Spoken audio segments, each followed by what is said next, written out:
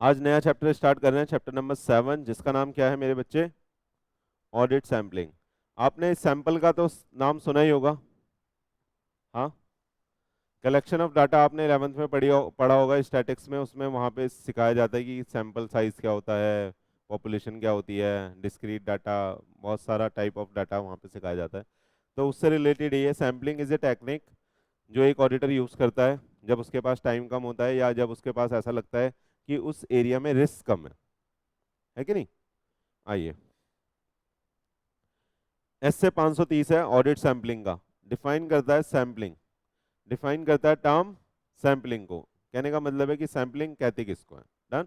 देखिएगा बहुत हाँ हाँ हाँ, देखिएगा बहुत इजी है। कह रहा है application of audit procedure to less than 100% of the item within a population in a manner that all sampling unit have the equal chance of selection, so as to provide the auditor a reasonable basis to draw a conclusion on the entire population। कह रहा है पूरी population का मतलब समझ पा रहे हो आप? पॉपुलेशन का मतलब समझ पा रहे हो मेरे बच्चे? पॉपुलेशन का मतलब है एंटायर सेट ऑफ डाटा, यानी पूरे डाटा में से अगर हम कुछ सैंपल साइज निकालेंगे, कुछ सैंपल्स निकालेंगे, तो जो वो सैंपल हैं उनको निकालने के लिए सबका इक्वल चांस आना चाहिए कि कोई सा भी सैंपल उसमें से सेलेक्ट हो सकता है। इसको हम क्या बोलते हैं? सैंपलिंग बोलते हैं। समझ में आया? समझ में आया नहीं आया? हाँ, जैसे बहुत सारे एक्सपेंसेस हैं, उसके बहुत सारे वाउचर हैं। अब आप सारे तो वाउच नहीं कर सकते, तो आप उसमें एक मेथड डिसाइड कर लोगे कि भैया मैं हर 10वां वाउचर चेक करूंगा, मैं हर 10वां वाउचर चेक करूंगा। तो जितना डाटा होगा उसको 10 से डिवाइड करके आप जो जितना आएगा आप उतने सैंपल साइज उसमें से निकालोगे। आ रहा है या नहीं आ रहा? चलें आगे। आइए, कहता है पॉपुलेशन किसको बोलते हैं? पॉपुलेशन मतलब entire set of data for which sample are selected. Clear है? आगे देख लीजिए, सैंपलिंग यूनिट का मतलब क्या है? Individual transaction forming the population, यानी जो आप उसमें से निकालने वाले हो। जैसे आपने बोला कि 10th आइटम अपन देखेंगे, तो ये क्या है? Sampling unit. डन। आगे आइए, सैंपल्स किसको बोलते हैं? कह रहा है sampling unit selected for the audit purpose. तो जो सैंपलिंग यूनिट आपने सेलेक्ट करी है ऑडिट के पर्पस के लिए, उसे क्या बोलेंगे? सैंपल्स। तो वो सारे आपके पास सैंपल्स आ जाएंगे, उन सैंपल को फिर आप डिटेल में एनालाइज करोगे, ना कि पूरे सेट ऑफ डाटा को। क्योंकि भैया हमारे पास टाइमलीनेस एक हमारा इनहेरेंट लिमिटेशन है। तो अगर हम पे टाइम कम होगा या हम पे स्कोप बहुत ज्यादा होगा तो आप डिटेल में 100% ऑडिट नहीं कर सकते। तो उस केस में आपको ये मेथड लगाना पड़ेगा। डन, समझ में आया? चलें आइए, मेथड है भैया सैंपलिंग के।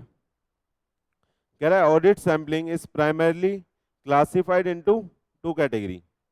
दो कैटेगरी में हमने इसको क्लासिफाई करा है। Number 1 statistical sampling, number 2 non statistical sampling. सही है? सही है, सही है। चले देख लीजिए, स्टैटिस्टिकल में हम देखते हैं sampling approach which has the following feature, which has the following features. कौन कौन से हैं? अरे ये आपने पढ़ा होगा 11th में।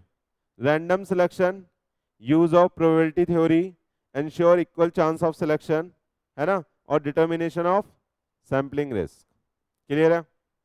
देखो सुनो, रैंडम सिलेक्शन तो आपको पता ही है, हमने हाथ डाला आंख बंद करके नीली बॉल आएगी, वो पढ़ा होगा आपने। लेकिन यहाँ बॉल की बात नहीं चल रही, यहाँ पे जो हमारे ऑडिट के जो एविडेंसेस हैं बहुत सारे हैं। समझ आ रहा है आपको? जो आपको चीज चेक करनी है वो बहुत सारी है, तो उसमें से आपको हाथ डाल के निकालना है।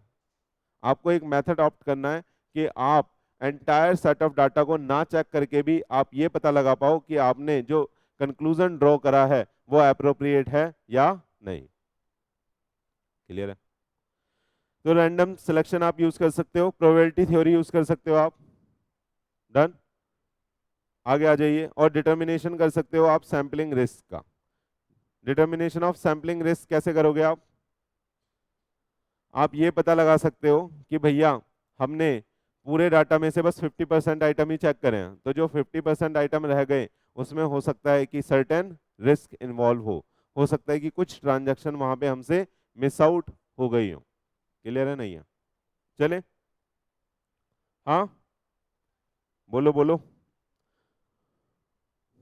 आ जाइए। नॉन स्टैटिस्टिकल सैम्पलिंग, अब ठीक था, आ जाओ।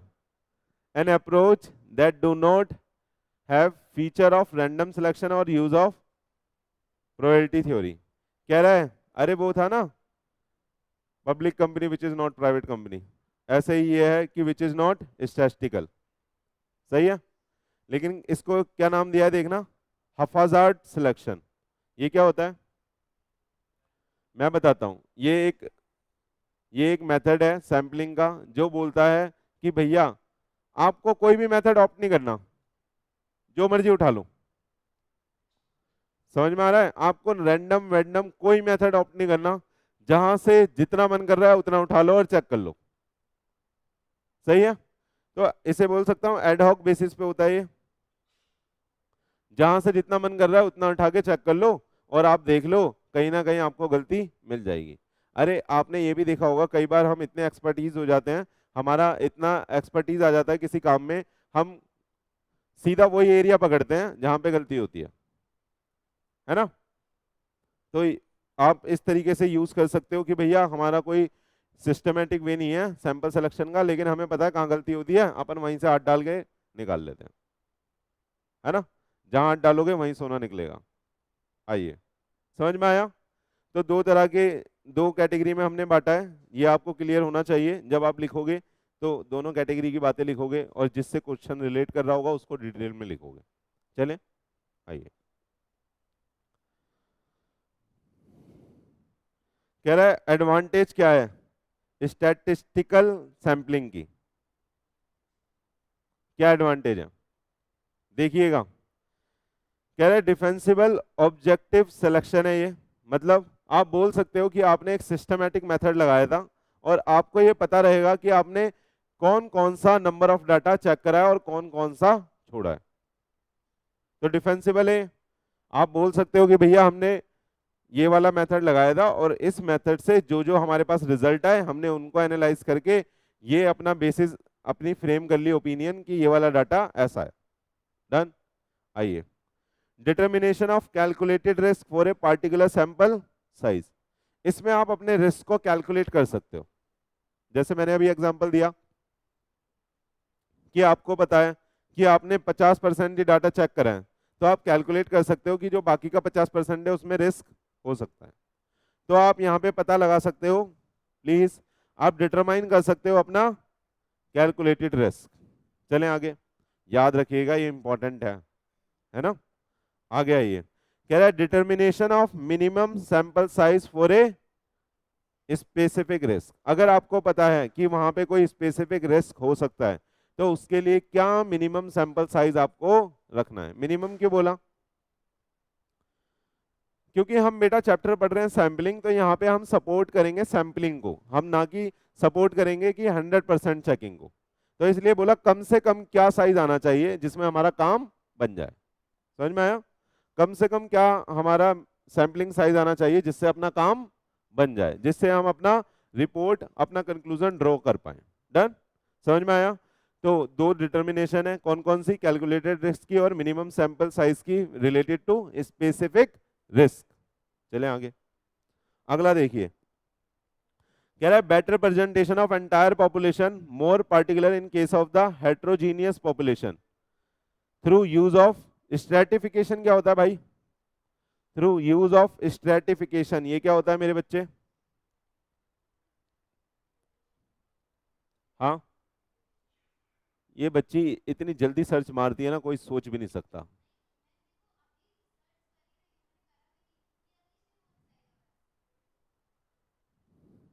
बताओ, तेरे से भी कम होशियार लोग हैं।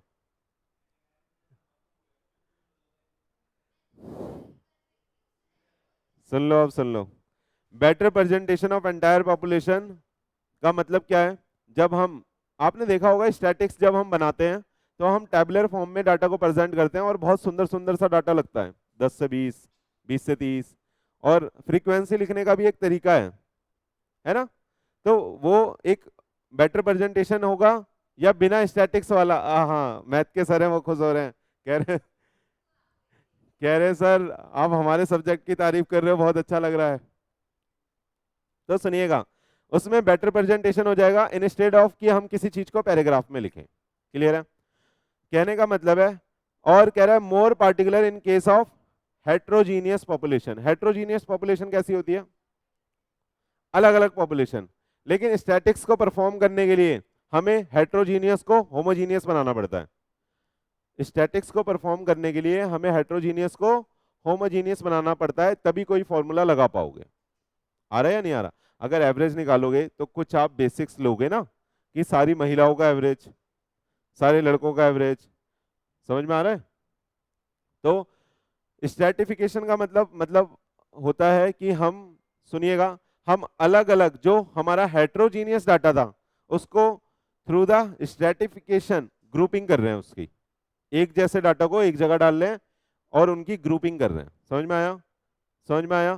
तो through the use of stratification we convert the heterogeneous data to the homogeneous data and apply the statistical sampling। आ रहा है? ये पॉइंट समझ में आ रहा है? आइएगा, अगला कह रहा है consistency in sample size irrespective of sampling unit in the population. कह रहा है जब आप सैंपलिंग, सुनिएगा, जब आप सैंपलिंग मेथड यूज करते हो, स्टैटिस्टिकल सैंपलिंग मेथड जब आप यूज करते हो, तो उस मेथड में आपके क्या रहती है? कंसिस्टेंसी रहती है सैंपलिंग साइज की। आपने एक तरीका बना दिया, एक फॉर्मूला बना दिया कि 5 से डिवाइड कर देना और जितने आइटम आए उतने आइटम चेक कर लेना। सही है? अरे कन्वेंस एक्सपेंसेस, पेट्रोल एक्सपेंसेस और टेलीफोन एक्सपेंसेस, जितने भी एक्सपेंसेस के हेड थे जहां आप सैंपलिंग करना चाहते हो, आपने सबकी एक हेडिंग बना दी। आपने बोल दिया यहाँ टोटल अमाउंट लिख देना और इसको 5 से डिवाइड कर देना, जितना आए उतने आइटम चेक कर लेना। समझ में आया? यानी हर 5th आइटम अपन चेक करवा रहे हैं, हर 5th आइटम अपन चेक करवा रहे हैं। तो ये जो आपने एक फॉर्मूला बनाया, क्या ये हर बार अप्लाई हो सकता है? बोलो। अरे आपने फॉर्मूला बना दिया तो कंसिस्टेंसी उसमें हो सकती है। डन। आप अगली जो टीम जाएगी, अगली बार जब ऑडिट होगा, आप बोल सकते हो जो पिछली बार फॉर्मूला ड्राइव करा था उससे ही आप सैंपलिंग करके आ जाना। डन है? तो ये वाला मेथड आप कंसिस्टेंसी से लगा सकते हो irrespective of the sampling unit in the population, चाहे कैसी भी सैंपलिंग यूनिट हो पॉपुलेशन में। सही है? क्लियर है? नहीं है? बताइएगा। पांचों पॉइंट एक बार आप रिवाइज कीजिए, इंपॉर्टेंट है।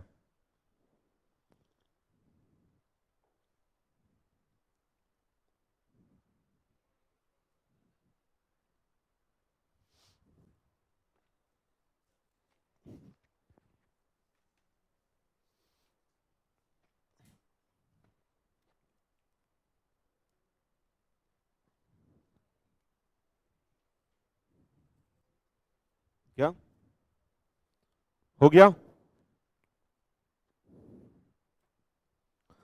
याद हो जाएगा? अरे याद हो जाएगा क्या बच्चों? पहला क्या है? डिफेंसिबल है और ऑब्जेक्टिव सिलेक्शन है। डन। दूसरा क्या है? डिटर्मिनेशन है किसका? कैलकुलेटेड रिस्क का।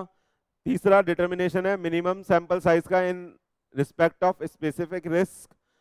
चौथा है better presentation of entire population, है ना? किस केस में better presentation? More particular in case of heterogeneous through the use of stratification. समझ में आ रहा है ना आपको ये सब? आगे कंसिस्टेंसी आप मेंटेन कर सकते हो इन sample size irrespective of the sampling unit in the population. Clear है? ऐसा नहीं लग रहा कि स्टैटिक्स पढ़ रहे हैं आज, है ना? रोज अलग अलग रूप धारण पढ़ना करना पड़ता है। कल कल कंप्यूटर पढ़ रहे थे, भगवान ही मालिक है। आइएगा, यहाँ पे बेटा एग्जाम्पल लिखे हुए हैं, शायद आपको दिख नहीं रहा होगा। अब दिख रहा है?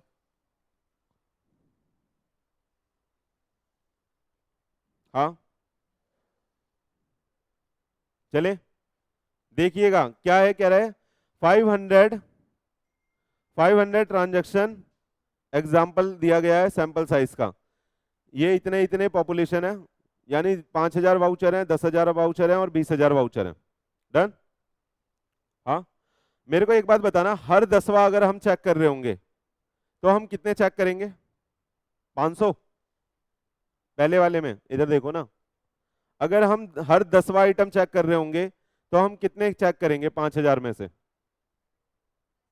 500। तो वही कह रहा है कि ऑब्जेक्टिव है हमारा सैंपलिंग करने का कि 500 ट्रांजैक्शन हमें चेक करनी है। कितनी चेक करनी है? 500 ट्रांजैक्शन चेक करनी है। तो आपका सुनिएगा, आपका ये पॉपुलेशन है, मतलब 5,000 वाउचर हैं। अरे कोई खर्चा होगा ना, कोई खर्चा होगा, मान लो प्रिंटिंग एंड स्टेशनरी है उसके 5,000 वाउचर हैं, मान लो कोई कन्वेंस का खर्चा है उसके 10,000 वाउचर हैं, मान लो कोई टेलीफोन बिल्स हैं उसके 20,000 वाउचर हैं। इतने इतने एम्प्लॉय होते हैं बड़ी बड़ी कंपनियों में, तो इतने वाउचर हो सकते हैं। क्लियर है नहीं है? अब आप क्या कर रहे हो, आपका सैंपलिंग ऑब्जेक्टिव है कि आपको 500 ट्रांजैक्शन चेक करनी है। तो आपने ये डिवाइड कर दिया 500 से, और आपने ये रूल निकाल दिया कि हर 10वां आइटम मैं चेक करूंगी या करूंगा। क्लियर है? हर 10वां आइटम आप चेक कर रहे हो, 500 आइटम हो जाएंगे 5,000 में से। ऐसे यहाँ पे आपने कर दिया, हर 20वां आइटम आप चेक कर रहे हो। आप देखना इस मेथड से आप, चाहे आपकी पॉपुलेशन कितनी भी है, आपने अपना सैंपलिंग डिसाइड कर रखा है कि मेरे को 500 ही आइटम चेक करने हैं, इससे ज्यादा मेरे पे टाइम नहीं है, तो आपने ये फॉर्मूला लगा के आपने 500 आइटम सबके चेक कर लिए। इसमें आप कितने करोगे देखना, हर 20वां आइटम चेक कर रहे हो, यहाँ पे हर 40वां आइटम चेक कर रहे हो। क्लियर है? समझ में आ रहा है? तो ऐसे आप सैंपलिंग का यूज करके इतने high huge amount of data में से कुछ आइटम उठा के चेक कर सकते हो। लेकिन आपको भी पता है कि सैंपलिंग हम वहीं पे लगाएंगे जहां पे कम रिस्क होगा या फिर बिल्कुल ही टाइमलीनेस का कंस्ट्रेंट आ जाएगा। Got it? Got it? देखिएगा अब कह रहा है पॉपुलेशन कितनी है मेरे बच्चे, और कह रहा है एक्सेप्टेबल रिस्क कितना है मेरा, 5%। हाँ दिख रहा है ये आपको? अगले में कितना है 10%, और अगले में कितना है 20%। तो यहाँ पे 95% चेक कर लोगे, यहाँ पे 90% चेक कर लोगे, यहाँ पे 80% चेक कर लोगे। आगे देखिए, फिर पॉपुलेशन कितनी है 1000 की, कह रहा है सैंपल साइज कितना रखना है हमें, 100, 200 और 400। तो इस हिसाब से डिवाइड कर सकते हो आप, बोलो। अगर 1000 को मैं 100 से डिवाइड कर दूं और हर 10वां आइटम हम चेक करेंगे तो 100 आइटम चेक कर लेंगे, बोलो। समझ में आ रहा है? यहाँ देखो 1000 है और मैंने 100 से डिवाइड कर दिया क्योंकि 100 आइटम मेरे को चेक करने हैं, तो हर 10वां आइटम मैं चेक कर रहा हूँ, है ना? और सुनिएगा इसमें फिर सैंपलिंग रिस्क कितना है, आपने कितना % डाटा चेक करा? ना ना, आपने 100 आइटम चेक करे ना, तो 100 आइटम चेक करे आपने 1000 में से, 10% चेक करा, है ना?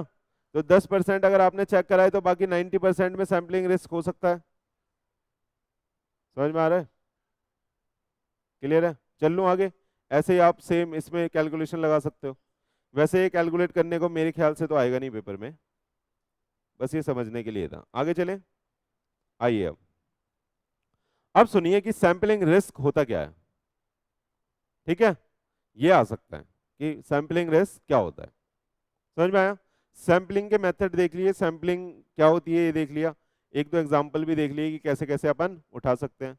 डन। डाटा को आ रहा है नहीं आ रहा? आ रही है? हाँ आ जाओ। सैंपलिंग रिस्क, आइए प्लीज। प्रोसीजर क्या है, दो प्रोसीजर होते हैं हमारे पास, टेस्ट ऑफ कंट्रोल और टेस्ट ऑफ डिटेल, है? बोलिएगा। रिस्क को एसेस करने के लिए दो ही प्रोसीजर है ना, पहले रिस्क असेसमेंट करते हैं, फिर उसके रिस्पॉन्स को डिजाइन करने के लिए यही होता है कि हम दोनों प्रोसीजर लगा के ये देखते हैं कि कितने ऑडिट एविडेंस इकट्ठे हो सकते हैं और कितने नहीं हो सकते, कितना रिस्क है वहां पे। डन। देखिएगा अब कह रहा है, पहले मैं किसकी बात कर रहा हूं, टेस्ट ऑफ कंट्रोल की। टेस्ट ऑफ कंट्रोल क्या निकाल के देगा आपको कि इंटरनल कंट्रोल अगर वहां पे एग्जिस्ट है, तो पहले तो वो बोलता है कि इंटरनल कंट्रोल एग्जिस्ट है, वो इफेक्टिवनेस से काम कर रहा है, ये टेस्ट ऑफ कंट्रोल से पता चलता है। आइए, auditor is satisfy with the effectiveness of internal control, पहली चीज। तो क्या होगा, internal control were actually effective, तो ये अच्छी बात है। क्या बोला, अभी तक मैंने सीधा सीधा ये पढ़ाया है, ये और ये। क्या बोला बताना, ऑडिटर सेटिस्फाई है, सुन लीजिएगा, ऑडिटर ने क्या करा, टेस्ट ऑफ कंट्रोल करा और वो सेटिस्फाई हो गया कि जो इंटरनल कंट्रोल है वो इफेक्टिवली काम कर रहे हैं, और सच में इंटरनल कंट्रोल इफेक्टिवली काम कर रहे थे। सच में क्यों बोला मैंने, यहां पे लिखा है देखो, एक्चुअली इफेक्टिव, तो यानी उसने सही काम करा है, ओके है, तब डन, वहां पे कोई रिस्क नहीं है। आइए, रिस्क का मतलब क्या है ये समझाया जा रहा है यहाँ पे, सैंपलिंग रिस्क का मतलब क्या है।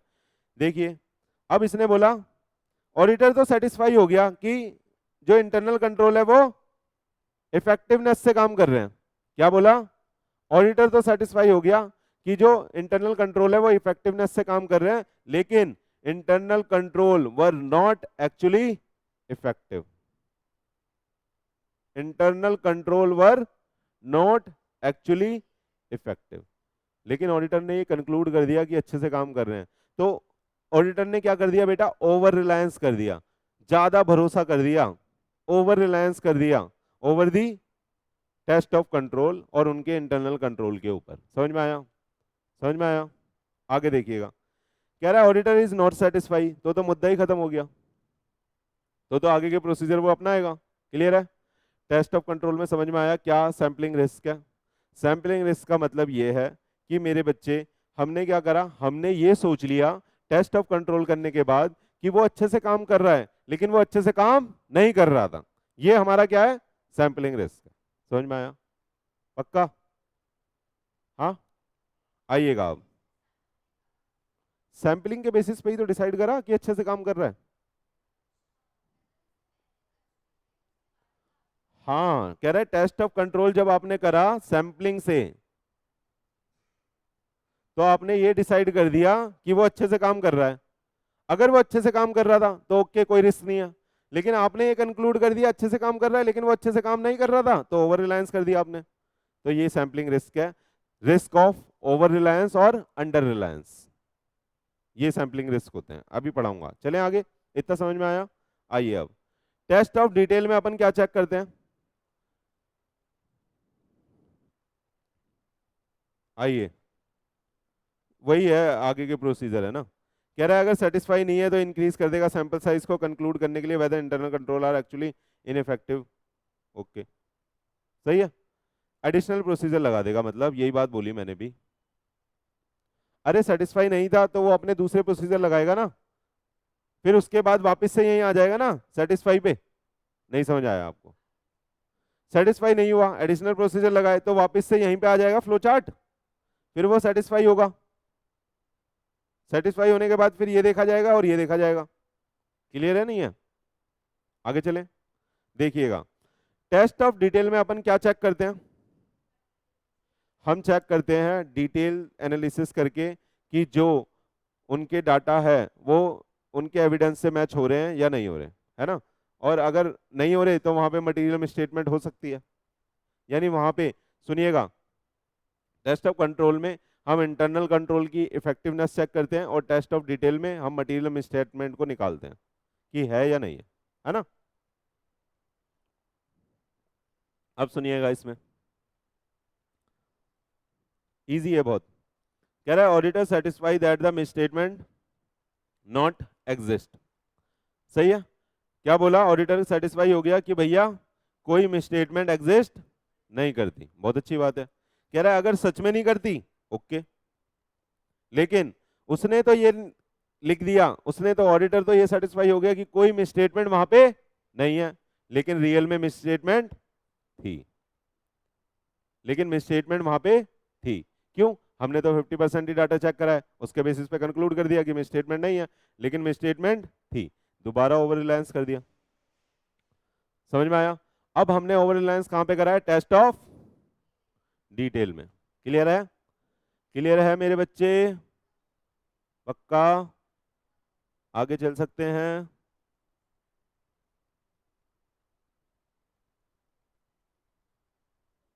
आइए।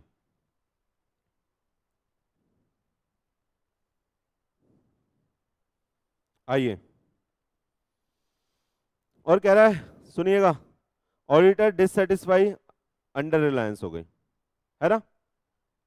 डिससेटिस्फाई है तो अंडर रिलायंस है। कह रहा है डिससेटिस्फाई हो गया, लेकिन वो डिससेटिस्फाई है कि, सुनिएगा, अंडर रिलायंस वैसे नीचे पढ़ाया गया है ना, ओवर रिलायंस और अंडर रिलायंस। सुनना अब, इसी का अगर मैं थोड़ा सा उल्टा सिनारियो बनाऊं, क्या? मिस, पहले में तो बोला मिस स्टेटमेंट नहीं है, और अगर नहीं था तो ओके, है ना, और अगर था तो ओवर रिलायंस है। अब इसी का उल्टा केस अगर मैं बनाऊं, मैं बोलूं कि मिस स्टेटमेंट है, मिस स्टेटमेंट है, और हमने ये कंक्लूड कर दिया कि मिस स्टेटमेंट नहीं है। समझ में आ रहा है? अरे तो वो तो यही हो गया ना, वो तो यही हो गया। अरे नहीं, यही हुआ ना, मिस स्टेटमेंट बट एग्जिस्ट है, लेकिन मैं कह रहा हूं मिस स्टेटमेंट एग्जिस्ट।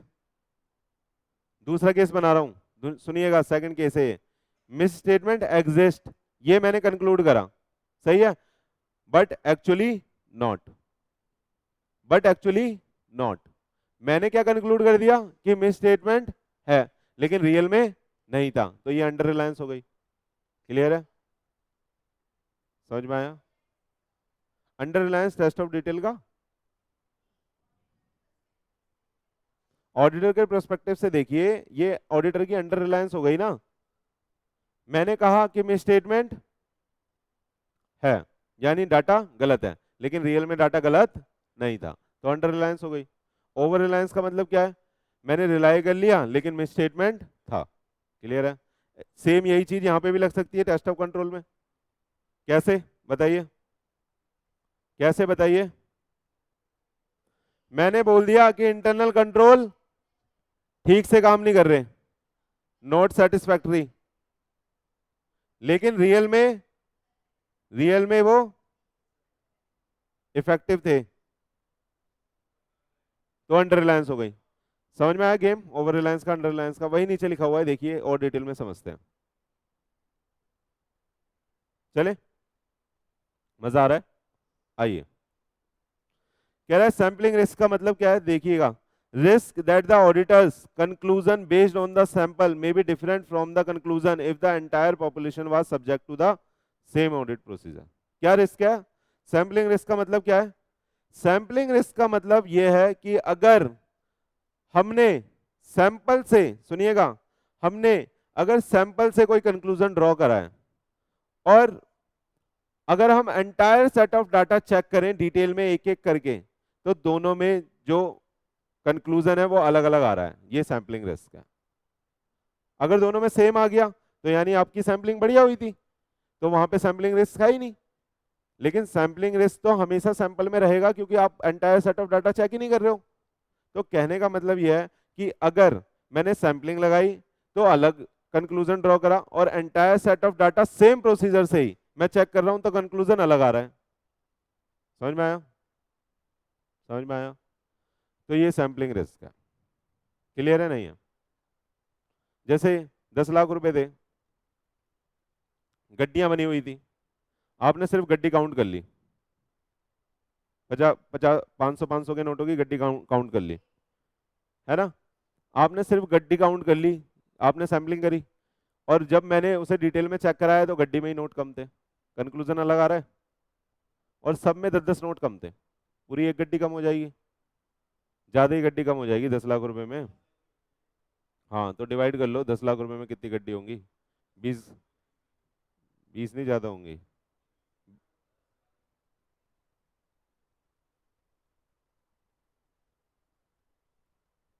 200,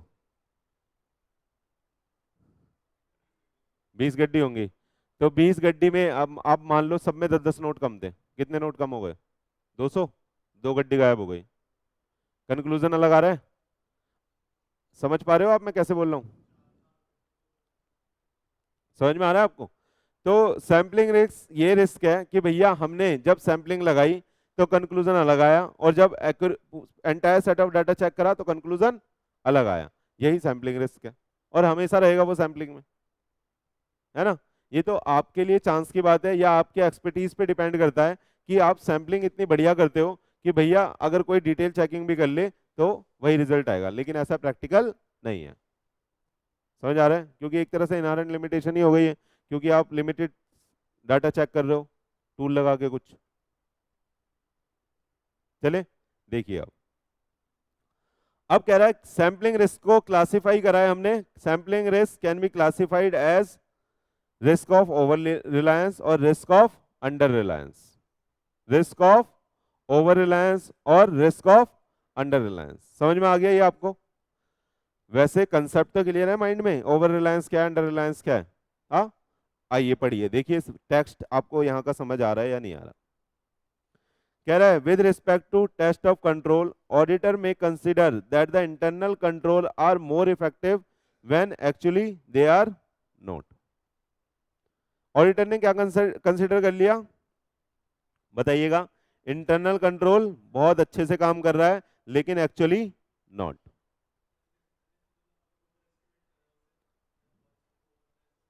हाँ हाँ, क्लियर है? आगे आइए, टेस्ट ऑफ डिटेल में ओवर रिलायंस कब होगा? Material misstatement does not exist but actually exist. Clear है? देखिएगा, auditor may consider that material misstatement does not exist when actually they exist. तो हमने ओवर रिलायंस कर दी, हालांकि वहां गलतियां थी लेकिन हमने रिलाई कर लिया कि वहां पे कुछ भी गलतियां नहीं है, टेस्ट ऑफ कंट्रोल में भी और टेस्ट ऑफ डिटेल में भी। क्लियर है नहीं है? हाँ, आगे आइए, रिस्क ऑफ अंडर रिलायंस क्या है? इसका उल्टा, तो बोल दूं वाइस वर्सा, लेकिन पेपर में ऐसे नहीं लिखना।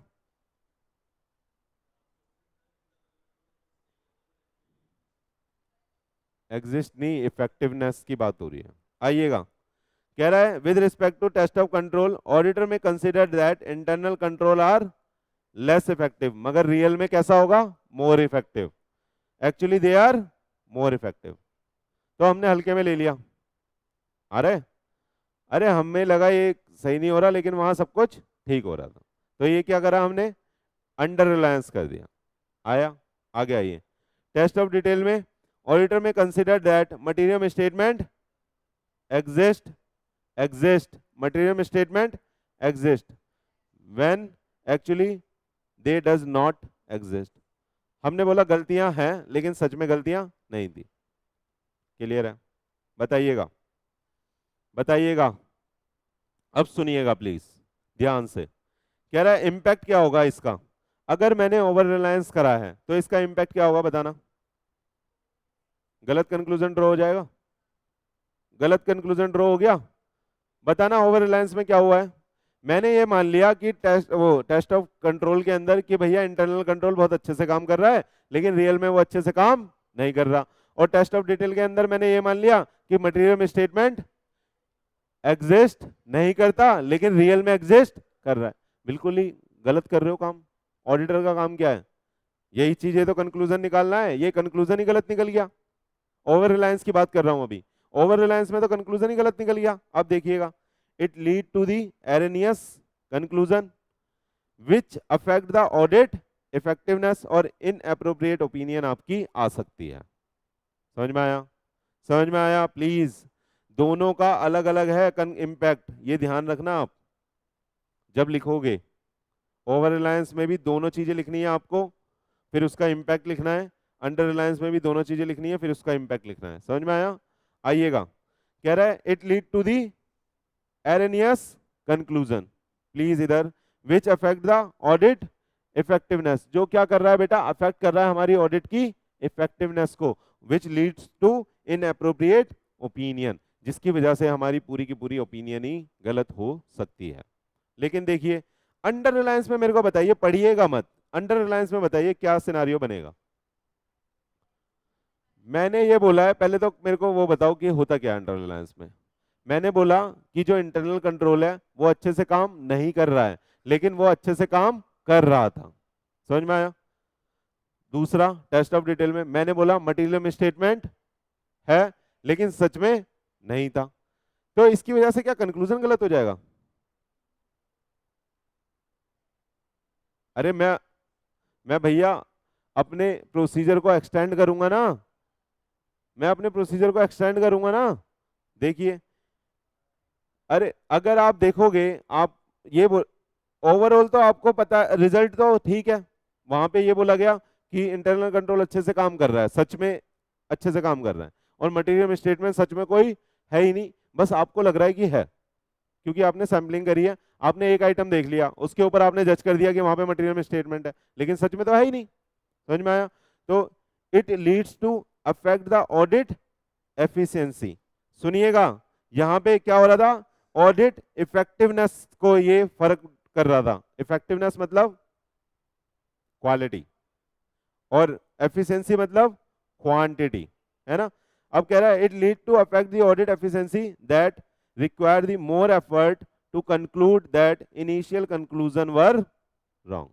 अब हमें मोर एफर्ट लगाने पड़ेंगे ये कंक्लूड करने के लिए कि जो हमने कंक्लूड एक दो जो हमने आइटम ढूंढे थे उससे कोई फर्क नहीं पड़ रहा, और जो हमने कंक्लूजन ड्रॉ कर लिया था वो गलत था। एक्चुअली में जो इंटरनल कंट्रोल है वो अच्छे से काम कर रहा है, और एक्चुअली में कोई मिसस्टेटमेंट एग्जिस्ट नहीं करता। तो इसके लिए हमें अपनी और एफिशिएंसी बढ़ानी पड़ेगी, और हमें एक्सटेंसिव प्रोसीजर लगाने पड़ेंगे। क्लियर है या नहीं है? कंक्लूजन क्लियर है? पक्का? लिख दोगे? मेरे को बताना ओवर रिलायंस में हमारी ऑडिट ओपिनियन के ऊपर, हमारी ऑडिट के ऊपर क्या फर्क पड़ता है? हुँ? और वो किसको अफेक्ट करता है? हमारी ऑडिट इफेक्टिवनेस को। लिखना है ये आपको, जितना यहाँ नोट्स में लिखा है वो सब इंपॉर्टेंट है। सही है? वो किसको अफेक्ट करता है? हमारी ऑडिट इफेक्टिवनेस को। और अंडर रिलायंस किसको अफेक्ट करता है? हमारी ऑडिट एफिशिएंसी को। ऑब्जेक्टिव बन सकता है ना यहाँ से, बढ़िया ऑब्जेक्टिव बनेगा, किसी कोई इफेक्टिवनेस पे लेगा, कोई उसमें एफिशिएंसी पे लेगा। समझ में आ रहा है आपको? मैंने लिख दिया वहां पे कि ओवर रिलायंस कर लिया ऑडिटर ने, उस केस में बताइए कि ऑडिट की क्या चीज में किस चीज में फर्क पड़ेगा, इफेक्टिवनेस में या एफिशिएंसी में? कोई एफिशिएंसी पे लेगा, कोई इफेक्टिवनेस पे लेगा। समझ में आ रहा है आपको? लेकिन बहुत बारीक डिफरेंस है, सोचने की बात है। चलें आगे। क्लियर है आपको? पक्का? आइए आइए बच्चा लोग, सुनिए। खत्म हो गया क्या? सुनिए, नॉन सैम्पलिंग रिस्क ये क्या होता है? Which is not related to the sampling, other risk. समझ में आया? देखिए पढ़िए, the risk that the auditor reaches an erroneous conclusion for any reason not related to the sampling. सही है? रॉन्ग प्रोसीजर सेलेक्टेड, कोई भैया आपने कोई रॉन्ग प्रोसीजर सेलेक्ट कर दिया, उसकी वजह से आप एरेनियस कंक्लूजन पे पहुंच गए, तो वो सैम्पलिंग रिस्क नहीं है। सैम्पलिंग रिस्क क्या है? ड्यू टू सैम्पलिंग आप अगर एरेनियस कंक्लूजन पे पहुंचे हो तो वो आपका सैम्पलिंग रिस्क है ना? रिस्क ऑफ ओवर रिलायंस और risk of under reliance. Over reliance affect your effectiveness, और सॉरी ओवर रिलायंस, यही बोला, over reliance affect your effectiveness, और under reliance affect your efficiency. Clear है? योर का मतलब था आपकी ऑडिट ओपिनियन। क्लियर है? पक्का? हाँ। आइए अब आगे चलें, मजा आ रहा है?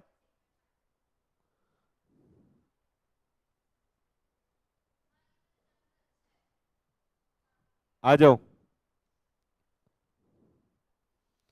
अब क्या पढ़ रहे हैं बेटा? देखिएगा, sample design size and selection आता है ये आपको, बिल्कुल इजी है। आइएगा, सैंपल डिजाइनिंग पढ़िए क्या होता है। कह रहा है auditor should design the population so as to ensure that the sample represent the entire population. कह रहा है आप जब सैंपल डिजाइन करोगे तो इस तरीके से करना है कि वो शो कर दे पूरी की पूरी एंटायर पॉपुलेशन को। ये पढ़ा होगा आपने 11th में भी। जब आप सैंपलिंग करते हो तब आपको सैंपल इस तरीके से उठाने हैं कि वो रिप्रेजेंट कर दे एंटायर सेट ऑफ डाटा को। क्लियर है? क्लियर है नहीं है? हाँ, तो कैसे होगा ये? कैसे होगा ये? हर सेट ऑफ डाटा में से आपको ऐसा मेथड लगाना पड़ेगा कि कुछ कुछ सैंपल आपके पास आ जाएं, है ना? आइए, designing the population auditor need to consider the following. जब वो डिजाइन कर रहा होगा, सुनिएगा, जब वो डिजाइन कर रहा होगा तो ऑडिटर को कंसीडर करना है क्या क्या बेटा? क्या क्या बताइए? ये सब देखिएगा। While designing the population, auditor need to consider the following। पहला कह रहा है purpose of the audit procedure. आपके ऑडिट प्रोसीजर का पर्पस क्या है? समझ में आया? पर्पस बोले तो जो आप ऑडिट प्रोसीजर करने वाले हो उसका मोटिव क्या है? क्या आपका मोटिव हो सकता है ये आप टेस्ट ऑफ कंट्रोल कर रहे हो या टेस्ट ऑफ डिटेल कर रहे हो? समझ में आ रहा है? आप कंट्रोल की चेकिंग कर रहे हो या आप मटेरियल में स्टेटमेंट आइडेंटिफाई कर रहे हो? तो उसके बेसिस पे आप क्या करोगे? अपने सैंपल की डिजाइनिंग करोगे, और सैंपल ऐसा होना चाहिए which represent entire set of data, entire set of population. सही है? चले आइए, कह रहा है characteristics of the population from where the sample are to be drawn. तो ये डिपेंड करता है, सुनिएगा, designing of the population depend करता है कैरेक्टरिस्टिक्स के ऊपर भी। जैसे मैंने बोला आप परचेज की वाउचिंग कर रहे हो, और मैंने बोला आप एक छोटे से खर्चे की वाउचिंग कर रहे हो, प्रिंटिंग एंड स्टेशनरी की, तो दोनों की कैरेक्टरिस्टिक्स अलग अलग है या नहीं है? हाँ, परचेज में तो मोटी मोटी अमाउंट की परचेज हो रही होगी, और प्रिंटिंग एंड स्टेशनरी में क्या हो रहा होगा? छोटी छोटी अमाउंट का खर्चा हो रहा होगा। पेपर आ गए, पेन आ गया, पंच मशीन आ गई, जो भी वहाँ स्टेशनरी का सामान लगता होगा, हाइलाइटर्स आ गए, मार्कर आ गए। समझ में आ रहा है आपको? तो कैरेक्टरिस्टिक्स क्या है आपकी पॉपुलेशन का, उस पर भी डिपेंड करता है कि आप किस तरीके से सैंपल ड्रॉ करने वाले हो। डन। लेकिन बेसिक्स क्या है इसके? बेसिक ये है कि आपको ऐसा सैंपल निकालना है विच represent entire set of population, number one. Number two, आपको देखना है कि वेदर जो आप सैंपलिंग कर रहे हो which it is fit for your purpose और नॉट, यानी कौन सा ऑडिट प्रोसीजर आप लगा रहे हो सकता है आप रेशो एनालिसिस के लिए निकाल रहे हो सकता है आपका, अरे आप कुछ काम कर रहे हो, आप कह रहे हो कि मैं एनालिटिकल प्रोसीजर करूंगा लेकिन ये भी सैंपलिंग से ही करूंगा, तो अब आपको पिक करना पड़ेगा कि किस किस के रेशो कौन कौन से निकालने हैं, तो वो डाटा आप पिक करोगे। आ रहा है समझ में आपको? तो it is purely dependent on your audit procedure and characteristics of population. Clear है? पक्का समझ में आया इतना? आइए आगे, कह रहा है for designing the purpose, please इधर, for designing the purpose auditor may use the concept of stratification. कह रहा है पर्पस को डिजाइन करने के लिए आप स्ट्रैटिफिकेशन का भी यूज कर सकते हो, और आप वैल्यू वेटेड सिलेक्शन यानी वेटेड मेथड भी लगा सकते हो कि आपको किस आइटम को कितना वेट असाइन करना है। सही है? चले आइए, स्ट्रैटिफिकेशन का मतलब पहले ही समझा दिया मैंने, conversion of heterogeneous population into the homogeneous group. और देख लीजिए वेटेड का क्या है, कह रहा है designing and selection of the item based upon high monetary value. हाँ, अब मैंने ये बोल दिया कि भैया जो देख 5,000 से नीचे के आइटम है ना उसमें से 5-5 आइटम चेक कर लेना, लेकिन जो 1 लाख से ऊपर के आइटम है ना उसमें से कम 50-50 आइटम चेक करने हैं। क्लियर है? तो ये डिपेंड करता है, ये क्या कह रहा है? कह रहा है डिजाइनिंग करने के लिए आप यूज कर सकते हो कंसेप्ट किसका? स्ट्रैटिफिकेशन का और वैल्यू वेटेड सिलेक्शन, जिसमें आप मॉनेटरी वैल्यू के पे डिपेंड करके अपना सैंपल साइज डिसाइड करोगे। आया नहीं आया? क्लियर है? तो सुनिएगा, क्या इससे आपको सैंपल डिजाइन करना आ गया? अगर आपसे पूछा जाएगा कि सैंपल को डिजाइन करना है, आप ऑडिटर हो, आप सैंपलिंग कर रहे हो और आपको सैंपल डिजाइन करना है, तो आप कैसे कैसे करोगे? आप लिख दोगे? बताइए, क्या इसमें एग्जाम्पल भी लिख सकते हो आप प्लीज? हाँ, आप एक एग्जाम्पल बना दोगे हेट्रोजीनियस वाला और एक एग्जाम्पल बना दोगे value weighted selection. Value weighted selection बोले तो मॉनेटरी वैल्यू के अकॉर्डिंग, जैसे मैंने बताया कि 5,000 से नीचे वाले आइटम है तो 5-5 आइटम चेक कर लेंगे, 1 लाख या 50 लाख या 1 करोड़ वैसे आइटम है तो आप मान लो 1 करोड़ के आइटम है, आप बोलोगे भैया सारे ही चेक कर ले, 90% चेक कर ले, 10% छोड़ दियो, चल कोई बात नहीं। हाँ, और अगर वो रिलेटेड पार्टी ट्रांजैक्शन में हो गए तो हो सकता है आप बोलो कि 99% चेक कर ले, फिर काय बात की सैंपलिंग। समझ में आ रहा है आपको? तो ये डिपेंड करता है कि कौन सा एरिया आप चेक कर रहे हो। डन। सैंपलिंग लगाने के लिए भी समझ में आ रहा है। चलें आइए, अब कह रहा है सैंपल साइज देख लीजिए। कह रहा है सैंपल साइज का मतलब क्या है, कह रहा है auditor should determine the sample size in a rational manner so as to reduce the sampling risk to the appropriate low level. Sampling risk तो पता है आपको, अब तो आप एक्सपर्ट हो गए हो ओवर रिलायंस और अंडर रिलायंस में। तो कह रहा है ऑडिटर को ऐसे डिटरमाइन करना चाहिए सैंपल साइज कि वो रिड्यूस कर दे सैंपलिंग रिस्क को एप्रोप्रिएट लो लेवल। अच्छा, यहाँ पे 100% रिस्क को रिड्यूस करने की बात नहीं लिखी क्योंकि वो प्रैक्टिकल नहीं है। एप्रोप्रिएट लो लेवल लिखा है, वर्ड आप देख रहे हो, वर्ड का सिलेक्शन यहाँ पे लिखा है एप्रोप्रिएट लो लेवल। क्यों लिखा है? क्योंकि 100% तो आप सैंपलिंग रिस्क को रिड्यूस कर ही नहीं सकते। क्लियर है या नहीं है? चले आइए, अब ये देख लीजिएगा, फैक्टर है, ये इंपॉर्टेंट होगा। Factor affecting the determination of sample size. सुन लीजिए, मान लो ये क्वेश्चन आ गया, आप पूरा चैप्टर छानते रहोगे, आपको याद नहीं आएगा कि कहां से आया क्वेश्चन। Getting my point? देखिए अब क्वेश्चन क्या है, क्वेश्चन क्या है, factor affecting determination of sample size. कह रहा है किस फैक्टर की वजह से हमारा जो सैंपल साइज है वो चेंज हो सकता है ना? तो देख लीजिए, आसान आसान है। कह रहा है रिस्क ऑफ मटेरियल स्टेटमेंट, जैसे मैंने अभी एग्जांपल दिया आपको कि रिलेटेड पार्टी ट्रांजैक्शन है, तो वहां पे रिस्क आई है नहीं है? बोलो। तो वहां पे सैंपलिंग आपकी चेंज होगी नहीं होगी? जो आप नॉर्मल वाउचिंग पे सैंपलिंग लगा रहे हो वही लगाओगे क्या रिलेटेड पार्टी ट्रांजैक्शन पे? आप बोलोगे नहीं सर, वहां पे तो हम ज्यादा सैंपल साइज लेंगे, वहां पे सर हम 90% चेक करेंगे।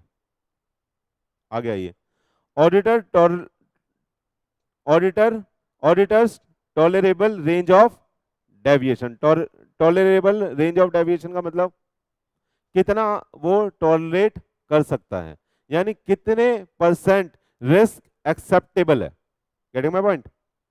समझ में आ रहा है? टॉलरेंस का मतलब तो आपको पता ही होगा। हाँ, आप बहुत डायलॉग मारते हो, तो आई कांट टॉलरेट, है ना? आइए, कह रहा है auditors tolerable range of deviation का मतलब क्या है, इंटरनल कंट्रोल से और मिसस्टेटमेंट से, दैट इज एजिंग ट्रांजैक्शन। तो कह रहा है कि ऑडिटर वहां पे कितना acceptable range of risk tolerate कर सकता है, उस पर डिपेंड करेगा सैंपल साइज। आ रहा है या नहीं आ रहा? जैसे मैंने बोल दिया खर्चे हैं भैया कन्वेंस के, कैश में होते हैं, तो भैया थोड़ा ऊपर नीचे हो सकता है, 10-5 हज़ार के फालतू या कम हो सकते हैं, तो मैंने बोला चलो कोई बात नहीं, इतना चल जाएगा। समझ में आया आपको? उसमें कोई बड़ी बात नहीं है। ऐसा भी हो सकता है कि कुछ उसके एविडेंसेस, कुछ वाउचर इधर उधर हो गए हो, क्योंकि 10,000 वाउचर थे, 20,000 वाउचर थे, तो जरूरी थोड़ी है सारे ही संभाल के रखे होंगे। मान लो उसमें से 50,000 की वैल्यू के वाउचर गायब हैं, तो आप टॉलरेट कर सकते हो। आप कह रहे हो भैया ये खर्चा तो होता ही है बिजनेस में, आपने करा होगा और इसमें कोई रिलेटेड पार्टी भी इन्वॉल्व नहीं है। आ रहा है या नहीं आ रहा? तो वहां पे ऑडिटर टॉलरेट कर सकता है। तो डिपेंड करता है किस पे बेटा? ऑडिटर की टॉलरेबल रेंज ऑफ डेविएशन पे। क्लियर है नहीं है? हम्म, लग नहीं रहा देख के आप लोगों को। क्लियर है? दूसरा देखिए, दूसरा भी सेम है, एक्सपेक्टेड रेट ऑफ डेविएशन। मुझे पता है कैश के खर्चे हैं, तो वहां पे 10-5% तो डेविएशन आएगी, वहां पे तो 10-5% डेविएशन आएगी।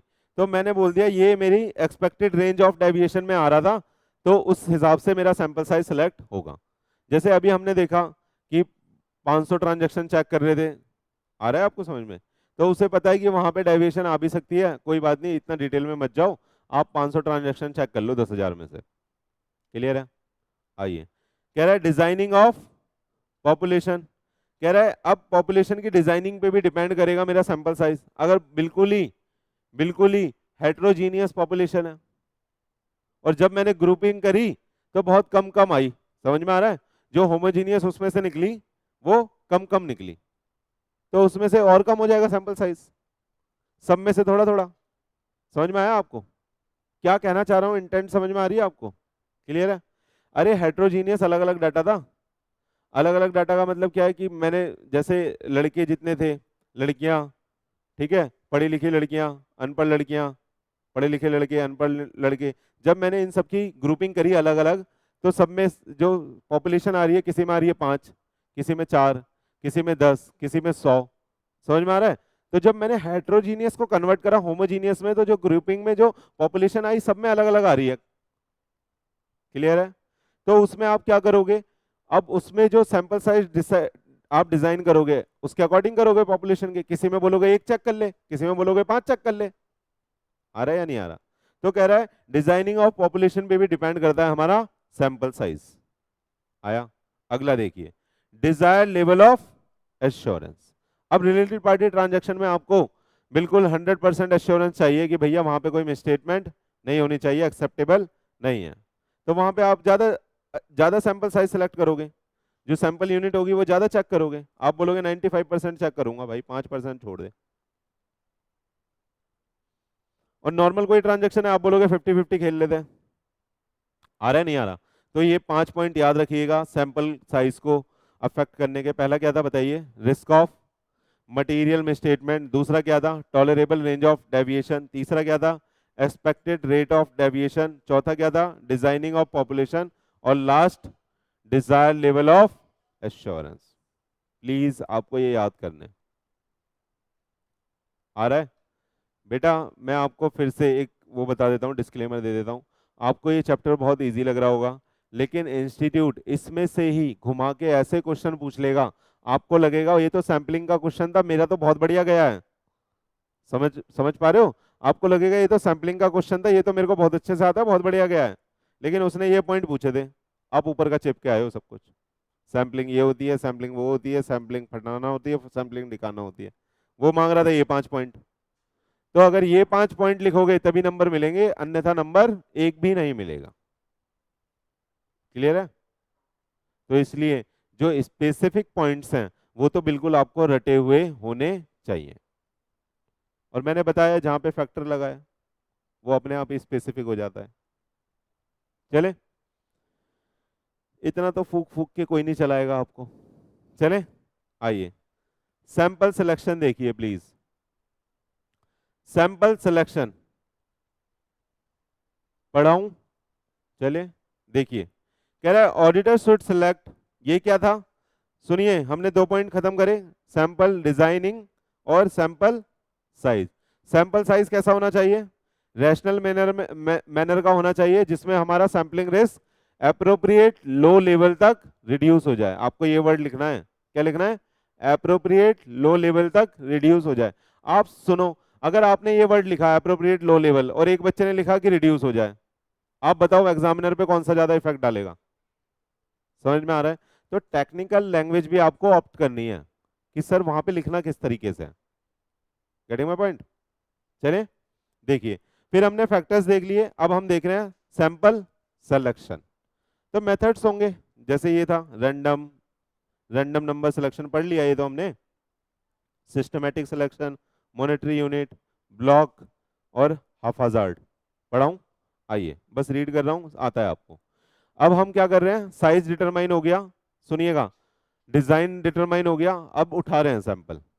अब उठा रहे हैं सैंपल, देखिएगा। कह रहा है auditor should select the sample from the population in such a manner that biasness enter into the selection and every transaction has the equal chance of selection।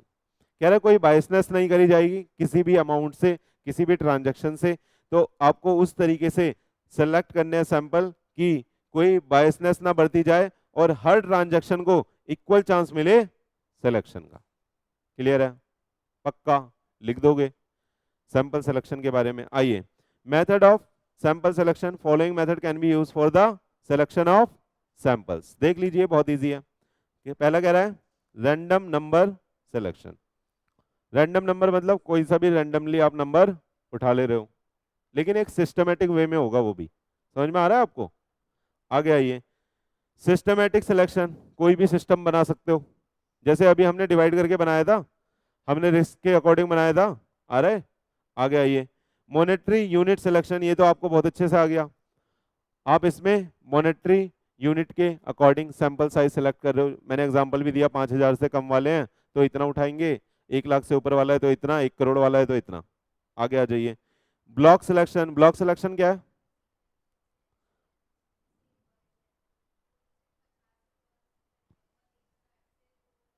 हाँ, ब्लॉक का मतलब है ब्लॉक वाइज, है ना।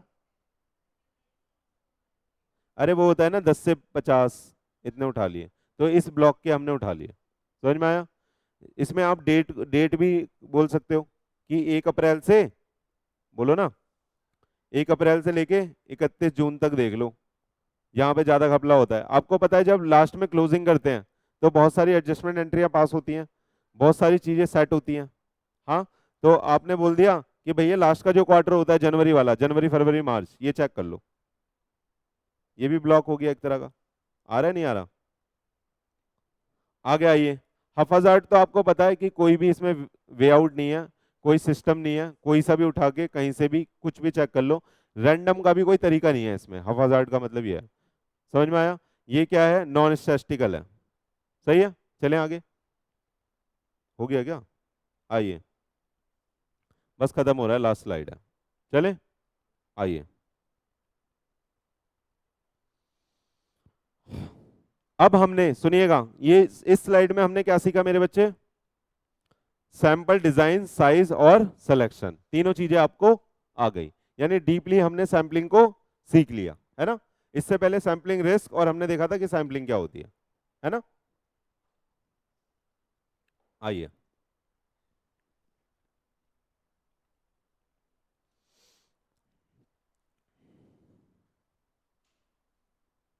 सुनिएगा, कह रहा है performing audit procedure and evaluating result of audit sampling. अब आप क्या कर रहे हो? जो आपने सैंपल उठाए उनके ऊपर क्या लगा रहे हो? Audit procedures. समझ में आया? आपने उठा लिया डाटा, अब डाटा आपके पास आ गया, उस डाटा को आप अब चेक करोगे। Getting my point? अभी तक तो डाटा उठाया है ना, सैंपल डिजाइन करा, साइज डिटरमाइन करा और सिलेक्शन करा। हाँ, अब उसको चेक करेंगे। आइए, कह रहा है auditor should perform designed audit procedure overall selected item. जितने आइटम आपने सेलेक्ट कर लिए उसके ऊपर जो भी आपने ऑडिट प्रोसीजर डिजाइन करा है उसको क्या करोगे? परफॉर्म करोगे। उसको क्या करोगे मेरे बच्चे? परफॉर्म करोगे, है ना। आइए, क्या हो जाता है यार, इसमें बटन दब जाता है। कह रहा है if design audit procedure can not be performed over the selected item, auditor shall consider the following. क्या बोला? सेकंड लाइन में क्या बोला? कह रहा है अगर डिजाइन ऑडिट प्रोसीजर आपने परफॉर्म नहीं करा, किसके ऊपर? सिलेक्टेड आइटम के ऊपर, तो आपको ये करना पड़ेगा। क्या? देखिए, perform the other audit procedure over the original sample, done, on which design audit procedure can not be perform. कह रहा है जिसके ऊपर आपने डिजाइन ऑडिट प्रोसीजर नहीं परफॉर्म करा उसके ऊपर कोई दूसरा ऑडिट प्रोसीजर लगाइए। क्यों निकाला था सैंपल? ऑडिट प्रोसीजर ही नहीं लगा रहे तो। समझ में आ रहा है? क्यों निकाला था मेरे भाई सैंपल? सैंपल निकाला है ऑडिट प्रोसीजर लगाने के लिए, तो अगर डिजाइन ऑडिट प्रोसीजर नहीं लगाया तो दूसरा ऑडिट प्रोसीजर लगाइए। क्लियर है? And select replacement sample and perform design audit procedure over them. कह रहा है अगर वो सैंपल आपको ऐसा लग रहा है कि इनएप्रोप्रिएट आ गया है ना, आप इसलिए नहीं लगा रहे। आ रहा है आपको समझ में? आप किस लिए नहीं लगा रहे ऑडिट डिजाइन ऑडिट प्रोसीजर? क्योंकि जो सैंपल आए वही आपके हिसाब से इनएप्रोप्रिएट आ गए, ठीक नहीं आए, तो आप क्या करोगे? सिलेक्ट द रिप्लेसमेंट सैंपल, कि उनकी जगह आप किसको लाया जाए, and perform design audit procedure over them. समझ में आया? यहां ये वाला केस है कि अप्रोप्रिएट सैंपल आया, हमने डिजाइन नहीं लगाया तो दूसरा लगा दो। अगर अप्रोप्रिएट सैंपल नहीं आया तो रिप्लेस करो सैंपल को और डिजाइन ऑडिट प्रोसीजर लगाओ, और अगर डिजाइन नहीं लगा रहे तो दूसरा लगा दो। क्लियर है? चलें आगे। आइए, आइए प्लीज, क्या कह रहा है अब? सुनिएगा ध्यान से, सुनिएगा ध्यान से। कह रहा है if auditor is not able to collect audit evidence by performing other audit procedure over the original sample, auditor shall treat it as deviation with respect to the internal control और misstatement और accounting data। समझ में आया? क्या बोला बताना? बोला कि भैया ऑडिटर क्या है, एबल नहीं हो रहा कलेक्ट करने के लिए audit evidence by performing the other audit procedure, यानी डिजाइन तो कर दिए, अदर भी लगा दिए, तब भी हम क्या कर रहे हैं, एविडेंस कलेक्ट नहीं कर पा रहे, दिक्कत आ रही है, कुछ मिल नहीं रहा, या हमें ऐसा लग रहा है कि तब भी मिस स्टेटमेंट है। तो हम क्या करेंगे, procedure over the original sample, तो ऑडिटर को ट्रीट करना पड़ेगा इस चीज को एज ए डेविएशन। तो आप डेविएशन मार्क करके रख दोगे, लिख दोगे अपने पास कि भैया यहाँ डेविएशन आ रहे हैं, सैंपल से हमें एक्चुअल रिजल्ट नहीं पता चल पा रहा। आ रहा है? आइए, कह रहा है auditor shall investigate the nature and causes of deviation. अब आपको क्या करना है, जो डेविएशन आया उसका नेचर देखना है और उसका कॉज देखना है, and the misstatement identified and evaluate their possible effect on the audit opinion. जो डेविएशन आए, डेविएशन का मतलब क्या है,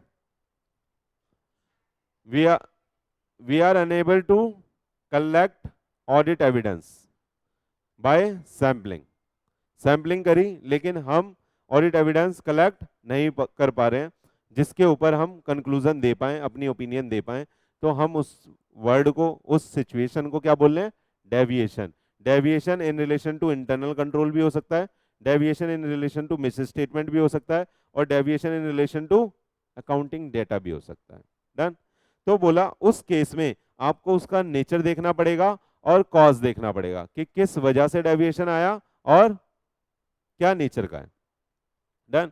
फिर उसका आपको देखना पड़ेगा कि कोई अगर मिसस्टेटमेंट हुई है तो उसका इवेल्युएट करना पड़ेगा पॉसिबल इफेक्ट, उसका इवेल्युएट करना पड़ेगा पॉसिबल इफेक्ट किसके ऊपर, ऑडिट ओपिनियन के ऊपर। फोन ले लूं क्या मैडम आपका, फोन ले लूं मैं? आ जाओ। अच्छा मम्मी अलाउड है डिस्टर्ब करने में?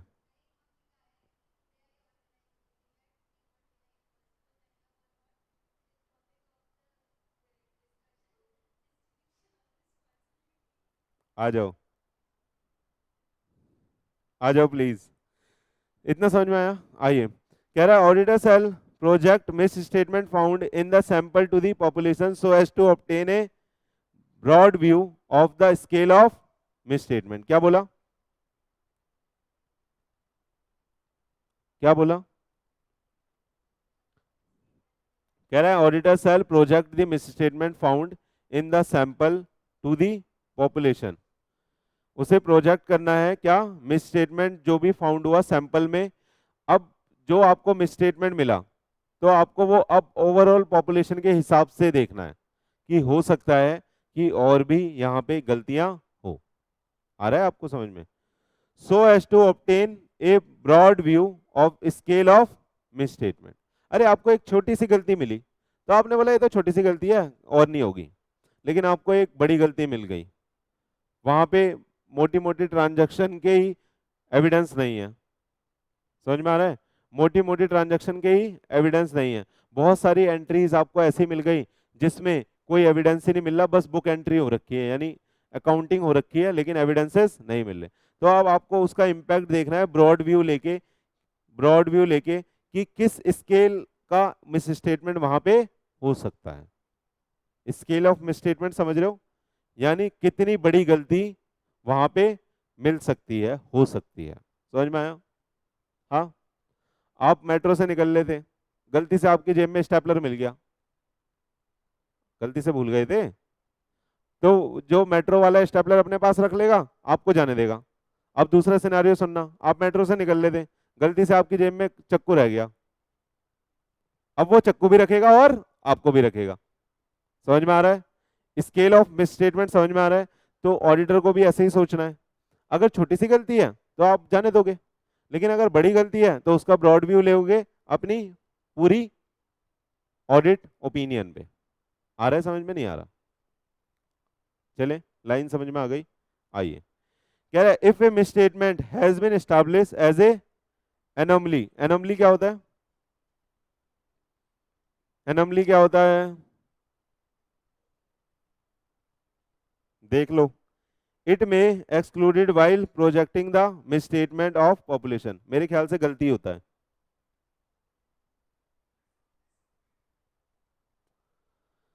एनोमली का मतलब है गलती, डेविएशन ड्यू टू,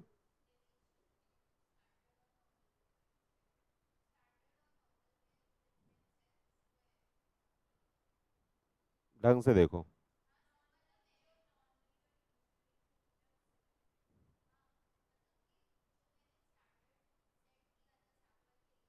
ब्लंडर बोल दो फिर इसे, ब्लंडर। भैया हमने सोचा था कि वहां पे 5% आइटम 5% आइटम गलत होंगे, लेकिन वहां पे 50% गलत है। आ रहे, तो क्या हो गया, मिस स्टेटमेंट ऐसा स्टैब्लिश हो गया कि वो क्या है, एनोमली है। आपको भी यही वर्ड लिखना है, ठीक। टेक्निकल वर्ड आपको ज्यादा यूज करने हैं ऑडिट के अंदर और लॉ के अंदर भी। Anomaly, it may be excluded while projecting the misstatement to the population. समझ में आया? कह रहा है however the effect of any such misstatement if uncorrected still need to be considered in addition to the projection of non anomalous misstatement. अरे ये कह रहा है कि कुछ एक्सेप्शनल सर्कमस्टांसेस आपको मिल गई, तो आपको ये नहीं सोचना कि वो सारी की सारी वहां पे होगी। हाउएवर, लेकिन ऐसा भी नहीं है कि उसको चेक नहीं करना, उसको आपको अलग से स्पेशल कंसिडरेशन देके चेक करना है। समझ में आया? क्या आपको ये पांचों पॉइंट अच्छे से समझ में आए? ये क्या था, ये क्या था बेटा बताना, ये क्या था? ऑडिट प्रोसीजर लगा रहे थे हम, जो हमने सेलेक्ट कर लिया था। ऊपर हमने डिजाइन करा, सैंपल साइज निकाला और सिलेक्शन करा। सिलेक्शन उठाने के बाद अब हमारे पास डाटा आ गया, फिर हमने अपने ऑडिट प्रोसीजर लगाए और उनको चेक करके हमने ये देखा कि ऑडिटर को क्या क्या करना होता है उन सैंपल के साथ। सही है?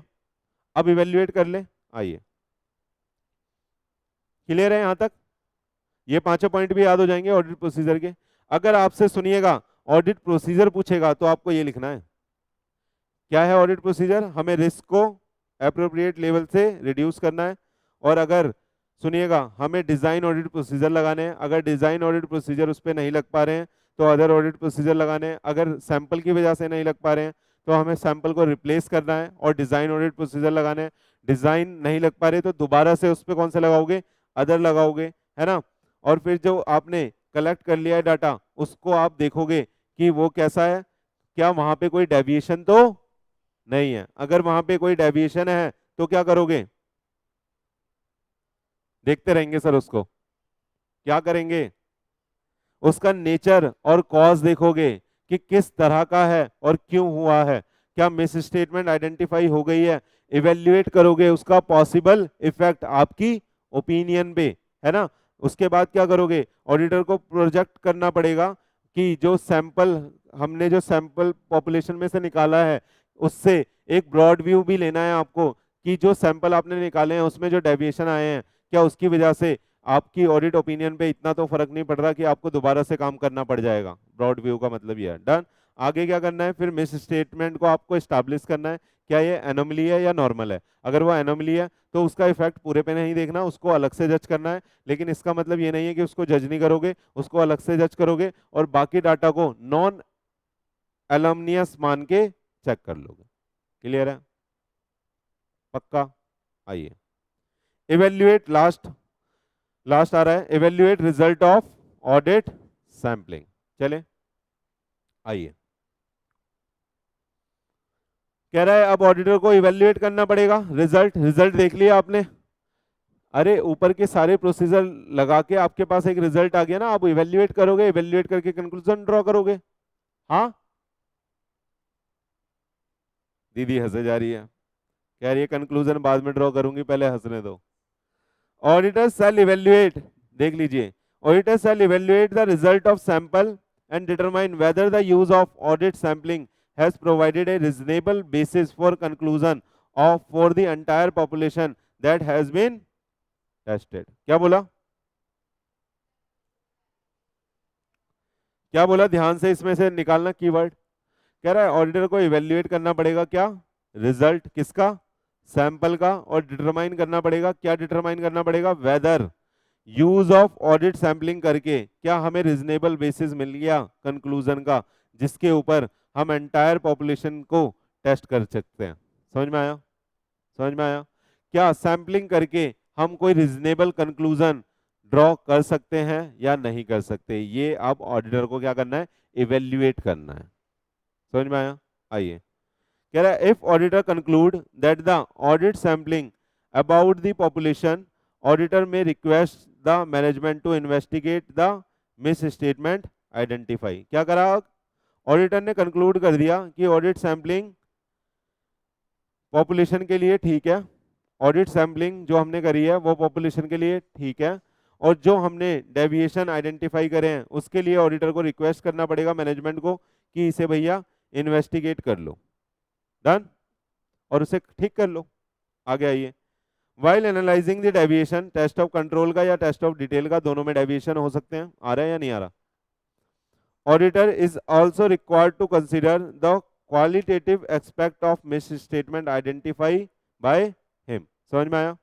Qualitative aspects of misstatement identify by him, उसको ये चेक करना है कि किस क्वालिटी का वो मिस स्टेटमेंट है। हो सकता है कि उसके ऊपर बाकी चीजें भी डिपेंडेंट हो और उसकी वजह से बाकी चीजों में भी मिस स्टेटमेंट या गलतियां हो। जैसे टाइप ऑफ ट्रांजैक्शन ऐसी है, सुनिएगा, टाइप ऑफ ट्रांजैक्शन ऐसी है जिससे हमारी बाकी ट्रांजैक्शन भी रिलेट करती हैं।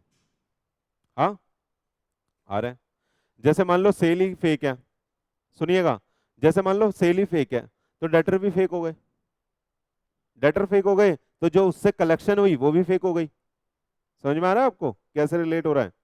सेल फेक आपने पकड़ी, आपको पता चल गया जब सेल ही फेक है तो डेटर भी फेक हो गए। सुनिएगा आप कैसे घूम रहा है, डेटर फेक है, कलेक्शन भी फेक हो गई, कलेक्शन फेक है, उसके बेस पे लोन लिया है वो भी फेक हो गया, लोन का यूटिलाइजेशन गलत जगह कर रहे हो क्योंकि सेल ही फेक है तो ऑपरेशन नहीं हो रहे। समझ में आ रहा है? अरे आपकी सेल ही फेक है इसका मतलब ऑपरेशन उतने हो नहीं रहे, लोन किस लिए लिया होगा, डेटर पे लिया है तो वर्किंग कैपिटल के लिए, और वो आप यूज ही नहीं कर रहे तो वो उसका यूटिलाइजेशन भी गलत हो रहा है। कैसे घूम रहा है, समझ में आ रहा है? तो आपको ये चेक करना है। Timing of occurrence of transaction check करनी है। 31 मार्च को बहुत सारी एडजस्टमेंट एंट्रियां लगाई हैं तो समझ में आ जाएगा, गेम खेल लो। Processing of transaction by person, किस पर्सन के द्वारा उस ट्रांजैक्शन की प्रोसेसिंग हो रही है, हो सकता है कि उसके हाथ में और भी ट्रांजैक्शन हो जिसमें गलतियां मिल सकती हैं। समझ में आया? तो कह रहा है सुनिएगा प्लीज, क्वालिटेटिव एस्पेक्ट्स आपको चेक करना है मिस स्टेटमेंट का कि भैया और भी गलतियां हो सकती है। वो कैसे चेक करोगे? टाइप ऑफ ट्रांजैक्शन को देख के, timing of the occurrence of the transaction को देख के, और processing of transaction by a person को देख के। ठीक है? हाँ, अब इसी के साथ बेटा हमारा पूरा ऑडिट सैंपलिंग का चैप्टर हो गया समाप्त, और मेरे ख्याल से अब कुछ बचना नहीं चाहिए। आप एक बारी चेक कर लीजिए इसको, और आज का लेक्चर हम यहीं पे खत्म करते हैं। Thank you very much. ठीक है, बाय।